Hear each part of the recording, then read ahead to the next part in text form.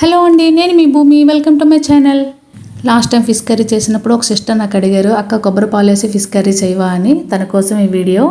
కొబ్బరి పాలు వేసి ఫిష్ కర్రీ చేస్తే నెక్స్ట్ లెవెల్లో ఉంటుంది. మీరు కూడా ఒకసారి ట్రై చేయండి. ఇంకెందుకు లేంటి, ఎలా చేయాలో చూద్దాం. ఫస్ట్ ఒక ప్యాన్ తీసుకోండి. ఆ ప్యాన్లో 4 లేదా 5 ఎండుమిర్చి వేసుకోండి. తర్వాత 1 టేబుల్ స్పూన్ మెంతులు వేసుకోండి. ఇవే మెయిన్ ఫిష్ కర్రీకి. ఆ తర్వాత ఇంకో 1 టేబుల్ స్పూన్ జీరా వేసుకోండి. ఆ తర్వాత ఇంకో 1 టేబుల్ స్పూన్ ఆవాలు వేసుకొని వీటిని గోల్డెన్ కలర్ వచ్చేంత వరకు బాగా వేయించుకోండి. ఈ ఆవాలు చిటపటలాడిన తర్వాత స్టవ్ ఆఫ్ చేసి వీటిని చల్లార్చుకొని ఒక మిక్సీ బౌల్లో వేసుకొని మిక్సీ పట్టేసుకోండి. ఎప్పుడైనా ఫిష్ కర్రీ చేద్దాం అనుకుంటే ముందుగా ఇవన్నీ రెడీ చేసుకొని పెట్టుకోండి. అప్పుడే మీకు చాలా ఈజీగా అనిపిస్తుంది కర్రీ చేయడం. ఇక్కడ నేను చూపిస్తున్నట్టు కొబ్బరి పాలు, ఉల్లిపాయలు, టమాటీలు, అల్లం వెల్లుల్లి అన్నీ రెడీగా పెట్టుకోండి. తర్వాత ఒక మిక్సీ బౌల్ తీసుకోండి. అందులో అల్లం ముక్కలు వేసుకోండి. నెక్స్ట్ వెల్లుల్లి రెమ్మలు వేసుకోండి. ఆ తర్వాత ముందుకు కట్ చేసుకొని పెట్టుకున్నాం కదా ఉల్లిపాయలు, అవి వేసుకోండి. ఆ తర్వాత టమాటోస్ వేసుకోండి. ఇలా ఎందుకు వేసుకోవాలంటే అల్లం ముక్కలు త్వరగా నలగవు కదా, అందుకని కిందన వేసుకుంటే త్వరగా నలిగిపోయి పేస్ట్ చక్కగా వస్తుంది. ఇక్కడ నేను చూపిస్తున్నట్టు ఇదే విధంగా పేస్ట్ చేసుకోండి. ఇది పక్కన పెట్టి ఇంకో బౌల్లో కొంచెం వాటర్ తీసుకొని ఒక నిమ్మపండు సైజ్ అంతా చింతపండుని తీసుకొని నానబెట్టుకోండి. ఇవన్నీ రెడీ చేసుకున్న తర్వాత ఇప్పుడు స్టవ్ మీద ప్యాన్ పెట్టుకొని ఆ ప్యాన్ హీట్ ఎక్కిన తర్వాత 4 లేదా 5 స్పూన్ల ఆయిల్ వేసుకోండి. ఆయిల్ కొంచెం ఎక్కువ వేసుకోండి. ఫిష్ కర్రీకి ఆయిల్ కొంచెం ఎక్కువగానే పడుతుంది. ఆయిల్ హీట్ ఎక్కిన తర్వాత టమాటా ఉల్లిపాయల పేస్ట్ ఉంది కదా, అది వేసుకుంటున్నాం. అంతే, చక్కగా కలిపేసుకొని మూత పెట్టి ఉడికించుకోండి. మధ్య మధ్యలో కలుపుతూ ఉండండి, లేకుంటే అడుగంటిపోతుంది. ఇలా ఇక్కడ నేను చూపిస్తున్నట్టు పైకి ఆయిల్ తేలిన తర్వాత అప్పుడు చక్కగా క్లీన్ చేసి పెట్టుకున్న ఫిష్ ముక్కల్ని అందులో చక్కగా సెట్ చేసుకోండి. ఇలా అయితే అలా పడేయొద్దు, విరిగిపోతాయి. తర్వాత ఫిష్ కర్రీ బాగోదు. ఫిష్ కర్రీకి ఎప్పుడు కూడా వెడల్పాటి ప్యాన్నే తీసుకోండి. అప్పుడే కలుపుకోవడానికి చాలా ఈజీగా ఉంటుంది. చక్కగా ఫ్రీగా ఉడుకుతాయి అన్నీ. ఇక్కడ నేను తీసుకున్నది తిలాపియా ఫిష్. కేరళలో ఎక్కువగా దొరుకుతుంది. చాలా స్వీట్గా ఉంటుంది ఈ ఫిష్ అయితే.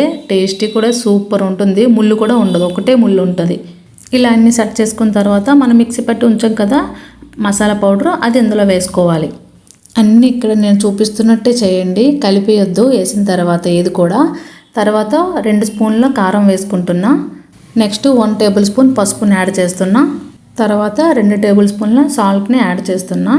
సరిపోకపోతే తర్వాత యాడ్ చేసుకోవచ్చు, కానీ ఉప్పు అయిపోయిందంటే ఇంకా తినలేము, కర్రీ పడేయాలి. నెక్స్ట్ 2 టేబుల్ స్పూన్ల ధనియాల పౌడర్ యాడ్ చేస్తున్నా.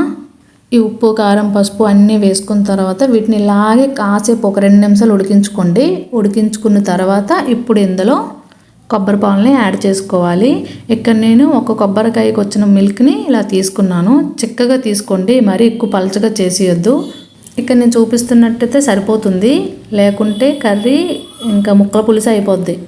మాకు ఇక్కడ కేరళలో కొబ్బరి చెట్లు ఎక్కువే, కానీ కోకోనట్ రేటు మాత్రం గట్టిగా ఉంటుంది. కేజీ 84, 85 అట్లా ఉంటుంది. ఆ కేజీకి 1 కాయ మాత్రమే వస్తుంది. ఈ కొబ్బరి పాలు లేకుండా కూడా తిలాపియా ఫిష్ కర్రీ చాలా టేస్టీగా ఉంటుంది.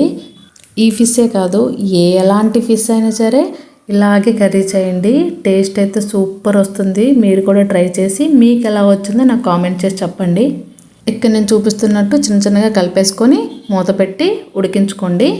ఒక 5 మినిట్స్ ఉడికిన తర్వాత ఇప్పుడు ఇందులో ముందుగా క్లీన్ చేసి పెట్టుకున్న పచ్చిమిర్చి, కొరియండర్, కరివేపాకు ఇవన్నీ ఈ కర్రీలో ఇలాగే వేసుకోవాలి. ఈ పచ్చిమిర్చిని మాత్రం కట్ చేయొద్దు. ఇట్లా టేస్ట్ మాత్రం ఉడికిన తర్వాత భలే ఉంటుంది. ఇక్కడ నేను చూపిస్తున్న లాంటి పచ్చిమిర్చి మాత్రమే తీసుకోండి. ఆ చిన్న చిన్నగా ఉంటాయి కదా ఘాటుగా, అవి తినలేరు, కారం ఎక్కువ ఉంటుంది. ఈ కరివేపాకు, కొరియండర్ ఇవన్నీ ఇలా వేసుకుంటేనే ఫిష్ కర్రీకి టేస్ట్. తాలింపులో వేస్తే కర్రీ అస్సలు బాగోదు. అవి వేసుకున్న తర్వాత చింతపండు రసాన్ని కూడా యాడ్ చేసుకోవాలి.